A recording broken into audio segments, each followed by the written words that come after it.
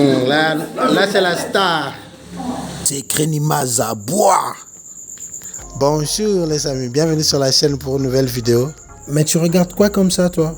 Je vous propose de revoir ensemble le Classico du dimanche dernier qui a vu le Real Madrid s'imposer sur la pelouse du Camp Nou 2-1.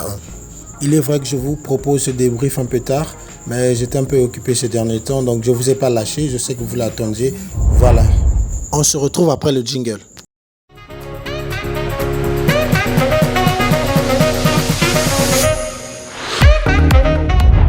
Si vous êtes amoureux du foot, vous découvrez cette chaîne pour la première fois, merci de vous abonner. Je suis sûr qu'ici vous trouverez des vidéos de qualité qui seront combler votre soif de football. Alors, pour ce Classico, j'étais quand même content de voir le classement qu'avait proposé Ronald Koeman, ce 4-3-3, les hommes qui ont été choisis. Comme d'habitude, Ter Stegen dans les buts, il y avait Gérard Piqué, Garcia qui remplaçait Araujo qui était blessé, Jordi Alba à gauche, Mingueza à droite. Ça c'était pour la défense. Au milieu du terrain, nous avons eu Busquets, Gavi, De Jong. Pedri étant toujours blessé. Et ce trio d'attaque constitué de Memphis Depay à gauche, Ansu Fati dans l'axe, puis Dest à droite. Ce n'est pas la première fois que Dest joue comme ailier droit. L'entraîneur d'ailleurs l'avait utilisé face à Valence à ce poste-là et il avait été intéressant.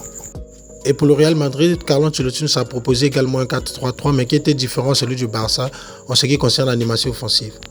Donc sans surprise, il y avait Courtois dans les buts, Alaba, Militao dans l'axe, Lucas Vazquez à droite, le retour de Mendy à gauche. Au milieu, on retrouvait le trio habituel, Casemiro, Toni Kroos, Luka Modric. En attaque, Ancelotti est resté sur la même lancée que l'équipe qui avait gagné 5-0 en Ligue des Champions. Donc il a mis Vinicius, Benzema et Rodrigo. Voici donc comment se proposait l'opposition tactique sur le papier entre les deux équipes. En ce qui concerne l'entame du match, le Barça a surpris tout le monde par la maîtrise qu'ils ont quand même affichée par rapport aux difficultés qu'ils avaient ces derniers temps.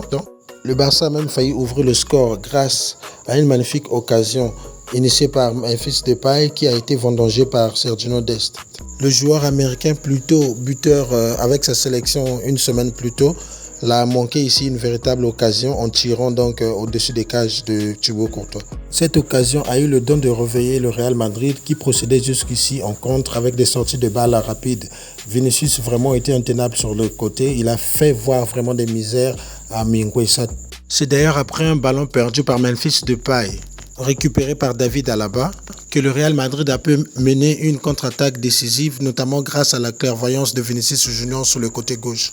Grâce à une transversale magnifique, le jeune Brésilien a pu trouver un coéquipier à droite qui par la suite a centré pour David Alaba qui a conclu d'une sublime frappe du gauche, battant ainsi Ter Stegen pour le 1-0 à la 32e minute. Le Real ce dimanche était vraiment d'un réalisme incroyable. Après donc ce but, rien ne serait plus marqué sur la première période. C'est donc sur ce score de 1-0 que les deux équipes sont reparties au vestiaire. Dès le retour des vestiaires, Ronald Koeman a essayé de réagir en sortant notamment Mingueza qui prenait jusque-là le bouillon face à Vinicius Junior. Il a donc fait rentrer Philippe Coutinho à la place de Mingueza. Il faut reconnaître que Coutinho a fait une belle entrée. Il a quand même eu quelques actions où il a porté le ballon vers l'avant. Le Brésilien a même failli égaliser juste avant la 70e minute. Heureusement que les défenseurs du Real étaient bien présents dans la surface de réparation pour gêner l'attaquant catalan. Malgré donc une légère domination en termes de possession de balle, le Barça n'a pas pu égaliser en deuxième mi-temps malgré les changements qui ont été effectués encore par le technicien néerlandais. On a donc pu voir la sortie de Ansu Fati à la 74e minute, lui qui revient de blessure, donc il n'a pas encore 90 minutes dans les jambes, il a été remplacé donc par le Kun Agüero.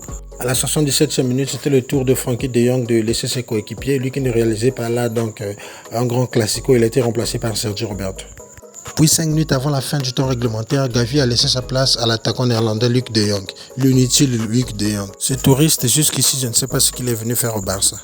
Dire que même Braithwaite est 1000 fois mieux que lui. Le Kun Agüero est accrédité quand même d'une bonne entrée, comme vous allez le voir plus tard. Après donc une occasion manquée par le Barça dans la surface de réparation du Real, l'équipe de Ronald Koeman a été punie par une nouvelle fois une contre-attaque magnifique du Real Madrid, qui s'est conclu par un second but marqué par Lucas Vazquez.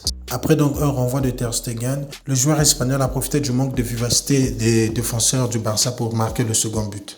Donc à la 93e minute, le Real menait 2-0. Dans ces conditions, le match était déjà plié.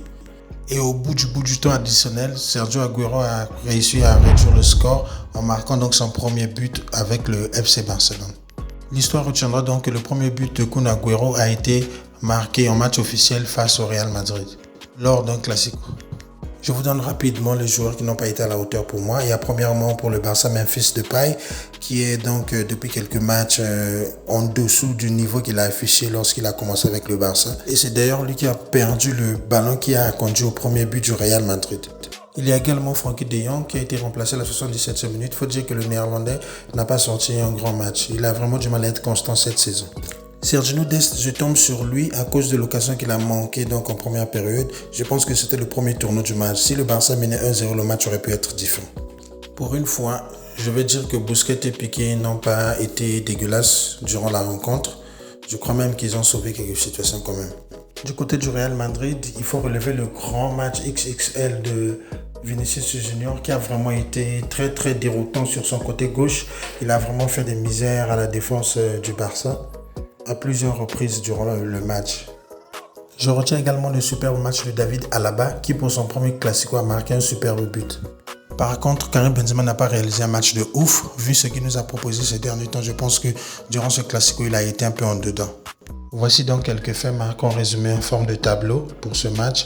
Donc nous voyons donc que le plus grand problème du Barça a été donc l'efficacité. Le Barça a eu 10 tirs pour 2 cadrés seulement, pendant que le Real Madrid qui a été très efficace a eu 5 tirs pour 5 cadrés. Le coach italien Carlo Ancelotti peut être content, lui qui voulait sa première victoire au Camp Nou, je pense qu'il a eu avec cette rencontre. Mais voilà ce que je tenais à dire donc pour cette rencontre. Merci d'avoir suivi la vidéo. Pour les nouveaux, prières de vous abonner et d'activer la cloche de notification afin de ne pas rater les prochaines vidéos. Merci de regarder également sur la chaîne. Je pense qu'il y a des vidéos qui peuvent vous intéresser encore. À très bientôt. Ciao, ciao. Jet planes in the night sky with you, getting high in the sunrise with you, getting through all the bad times with you. I wasn't missing a thing, now I do.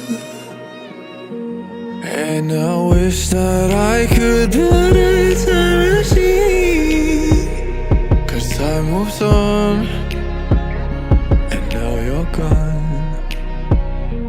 Oh, if only I could build